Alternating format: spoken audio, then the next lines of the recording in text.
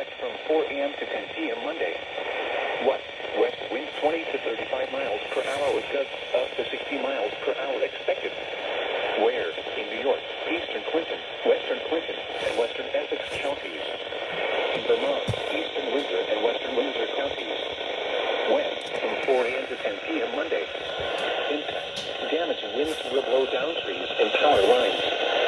Power outages are expected. Travel will be difficult, especially for high-profile vehicles. Additional details. Areas of blowing and drifting snow will drastically reduce visibility and create an additional hazard for drivers.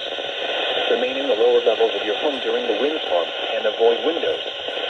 Watch for falling debris and tree limbs. Use caution if you must drive.